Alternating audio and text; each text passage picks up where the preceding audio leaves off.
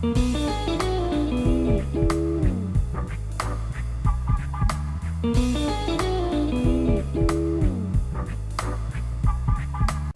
it going there, everybody? It's Mr. Zan over here bringing you guys a brand new Blue Exorcist Season 2 episode discussion. And for today's segment, guys, we're going to be talking about episode 2 that came out yesterday on Friday night. And for some reason, guys, this episode was much more of a lighthearted and actually more of a backstory on Bond's behalf, as we're actually learning more about Bond's family quarrels. We're learning also what's going on in the Miodi sect. You know, we're just learning more and more as to what's going on in the setting that's going to be placing throughout the rest of the season because of the fact of the left eye of the Impure King. The Impure King is going to be the central antagonist or central plot line, you could kind of say, that's going to be driving this plot more forward. But luckily though, this episode was more, like I said, a little bit more comic on the side, with a little bit of more exposition on the backstories of other characters themselves. Now, Renzo, Shiemi, Konekomaru, and Bon, all of them are still angry at Rin. They're still angry at him because of the fact that they figure out that he's a demon in disguise, acting in the True Cross Order. And we're all still kind of course, since we all see season 1, it seemed like, of course that in season 1 it seemed like they were kind of okay with it, but in season 2, no.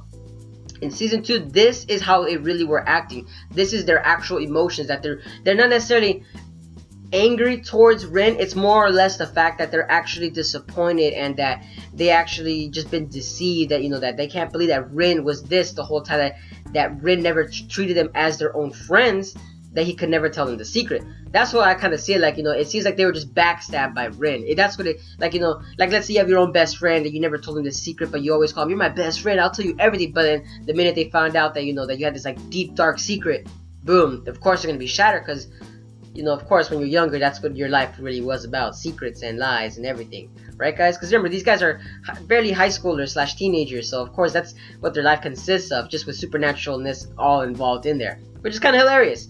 But moving on though, guys, we do get to see in this episode about Bond's parents. Yes, Bond's parents was freaking hilarious because of the fact that Rin was actually the only one that was breaking, that you could kind of say he was kind of answering our viewers' speculations as to what Bond's parents might have been. And it's hilarious because Rin was noticing that Bond's parents were actually pretty cool, and they just seem very different from what would we expect. And it's true, because Bond's parents seem that they're very nice. They actually seem like they're very hardworking people. They're in charge of an inn. It's hilarious that the fact that Rin didn't think that. He thought they would kind of be like that, these kind of parents that would just like scold Bond throughout the whole entire time. Of course, the mother did scold Bond just a little bit in the episode, but that's due to the fact that she finally saw Bond after such a long time, that she grabbed his hair and said, what kind of hairstyle is this? Are you trying to be a rooster from now on? Like, I personally died of laughter, and I was thinking like, man, for when I was going to get my new haircut, that's how I kind of was going to go for, like, what kind of Bond was having, just like a fade right there, and then an extra long, you could say mohawk in the middle right there. Like, oh man, that would have been too much right there. Ooh, I could just imagine what I would have looked like right there. But honestly, guys, episode was intense, and we also get to look at Bond's father, as Bond's father is actually the one in charge of the Miodi sect right there and then, because he's actually the high priest and he's actually the one in charge of everybody. I believe there's like two sections in the Miodi sect that are there, and we actually got to witness some of the powers that were involved inside these priests themselves. As we saw that it was hilarious that it literally reminded me of Naruto when they were doing it, because Bond was doing some kind of chant that literally looked like as if he was doing like the tiger, the ox, and the hand signs from Naruto. And then apparently like you could say like a magic force field came out, and it's hilarious because I believe the other character was Mumashi, if I remember correctly. She looked like she was like a snake woman. Like, I'm assuming she's a tamer that involves with snakes, but the way she was handling it reminds you of Rinfujimoto right there, because she had a snake come out of her arm and launches it, and of course Bond of course does his ninjutsu to actually block the attack, which was pretty cool. I'm not gonna lie to you, it still was done in a pretty good manner. A1 Pictures is always doing a pretty good job right there. But nonetheless though, guys, like I said, the episode was entertaining, and Rin even gets to talk to Bond's father, but Rin of course doesn't know what's going on. He's just being the happy-go-lucky guy that he is in the episode itself. But Tatsumi, he actually notices that Rin is connected to I believe it was Fujimoto, and he's just looking at him like, oh, this is the boy, oh, this is the one that Fujimoto was always talking about. And of course Rin goes up, what are you talking about?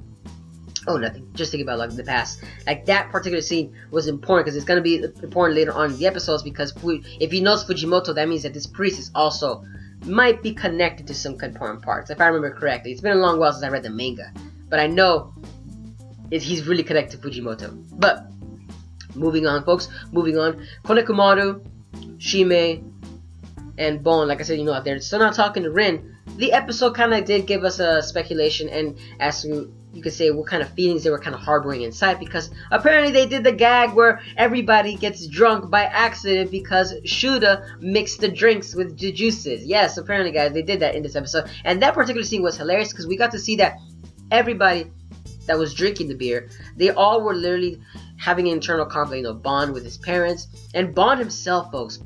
It's hilarious because Bond, he's disappointed in his father, but you guys gotta remember, Bond's father is the head priest, but he has a lot of responsibilities. To Bond, it looks like Bond's father is he's a coward. He doesn't want to join the True Cross Order, because apparently the True Cross Order came many times to actually recruit him to the True Cross Order, but he's always saying he declines. So it goes along to say that, like, what maybe he really is. If I'm trying to remember if he was in there, I don't want to spoil it at the same time. But the point is, Bond instead wanted to join the True Cross Order because he felt like in there he would have been learning more and more how to exorcise demons than in the temple that he was in right there. And that it goes a long way to say that I feel like the way that Bond's and his father's relationship that they are with each other, this is more like a strengthening bond, because they may hate each other, but they're both loving each other from far away, because they both see each other as like, okay, Bond sees his father as like, I don't want to be like him as a coward, so I should be stronger than him, to the man that he's become.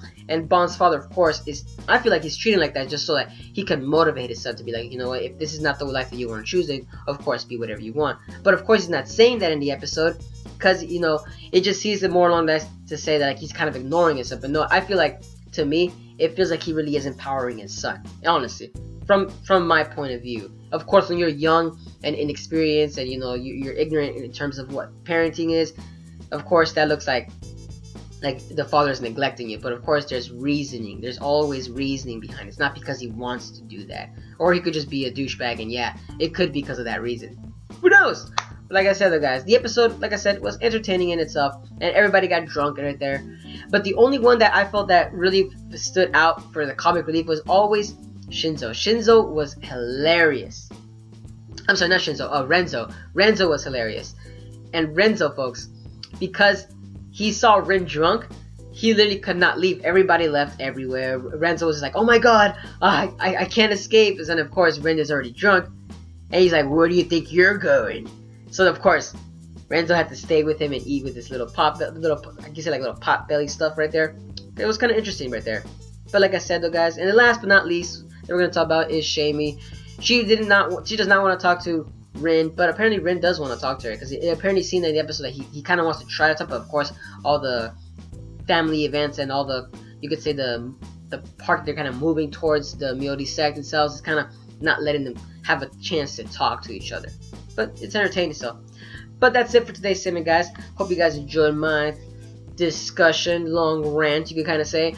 But let me know down in the comments below as to what are you guys' thoughts on Season 2 of Blue Exorcist. Personally, I feel like it's personally going pretty well, and it's going down to the plotline itself. Like, this is how it's supposed to naturally be. That's why it feels like it's going really fast paced, and there's a lot of information being bombarded us, because it's actually following the manga plotline. But what are you guys' thoughts on it? That's what I like to know. And as always, guys, if you guys enjoy my content, don't forget to give a like, comment, share, and subscribe for more Blue Exorcist anime discussions. And as always, guys, have a wonderful day. But this is Mr. Zen, signing out.